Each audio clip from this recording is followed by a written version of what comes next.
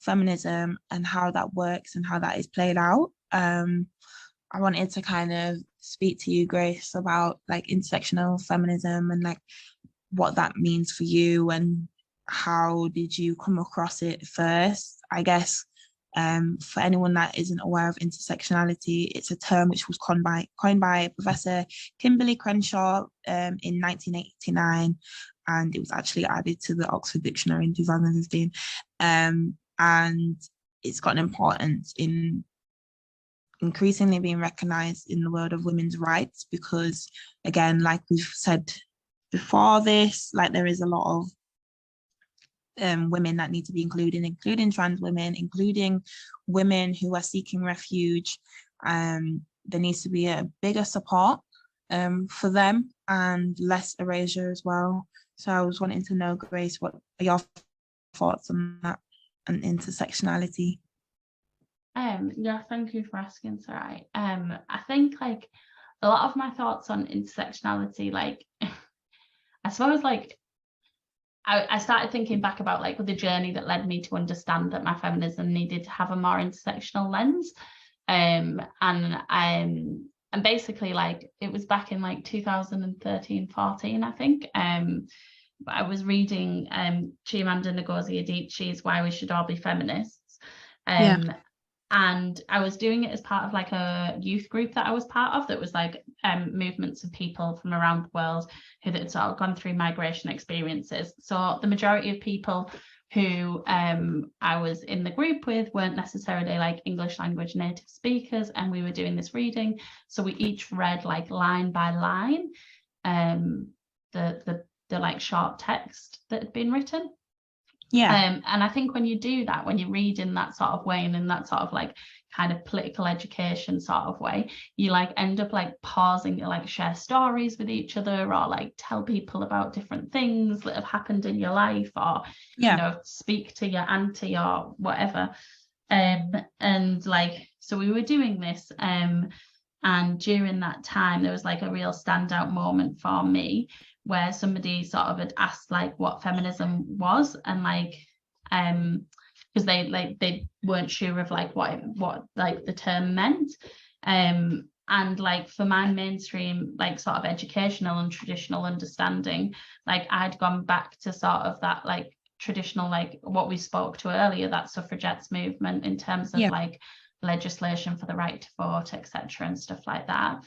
And it just like it was kind of like a light bulb moment where it was like, actually here I was reading a text by like an amazing Black feminist, and like my experience was so rooted in like a whitewashing of feminism that like that actually I didn't really have like a grounding or a base to like talk about like what feminism meant from any other perspective than the one that I'd grown up with, which was like that sort of like ideal of like feminism as this thing that like white middle class women fought for in order to entitle them to the vote, and that just doesn't necessarily ring true.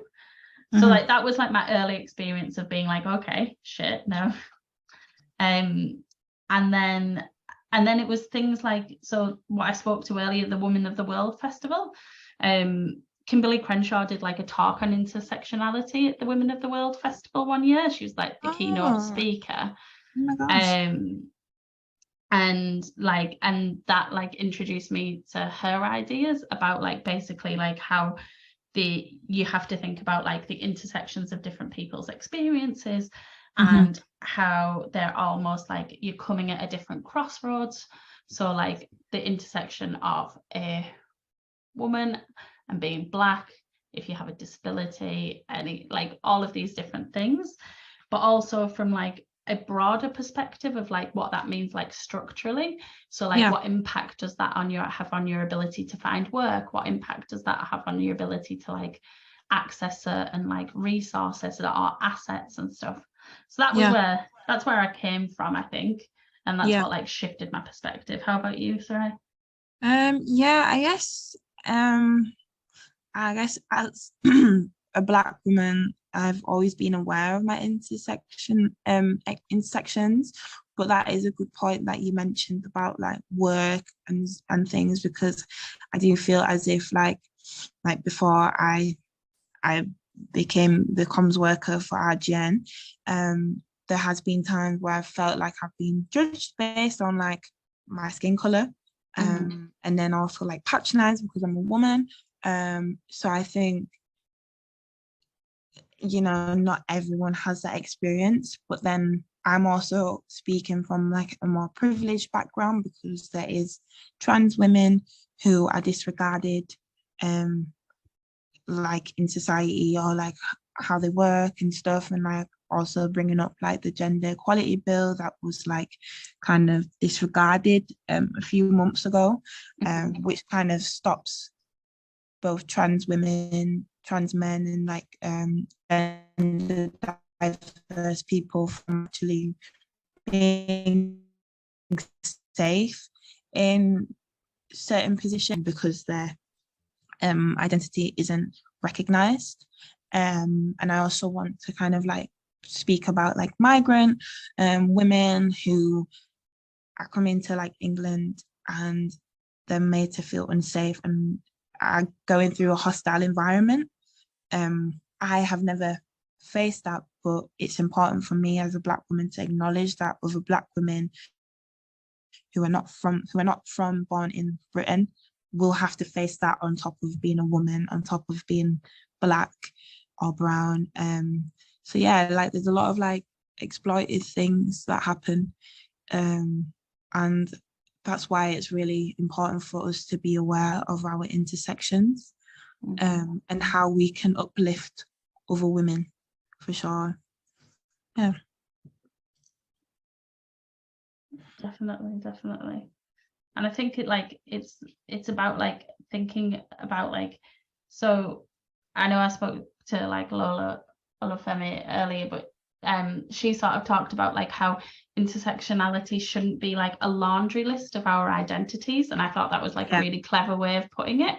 And what she was saying was basically like, we need to think about like, okay, so these are like aspects of our identity which impact like our like privilege, but then also like what impact does that then have on our like situation and our like material circumstances, like more broadly,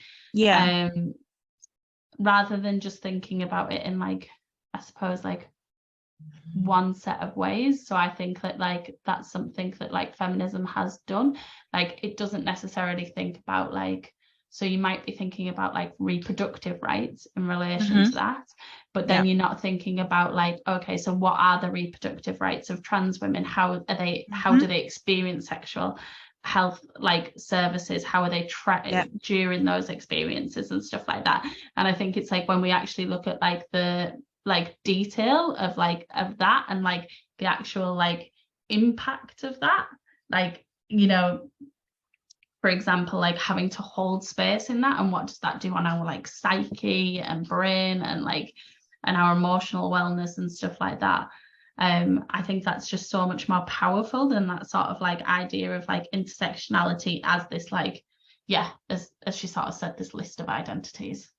Yeah, 100%. And I think like to kind of, I guess, reflect on what you've just said, and kind of moving forward, like how I personally would want to see International Women's Day celebrated. I would want, I guess, more support for women who are unheard, who have to go through these like exploitive things.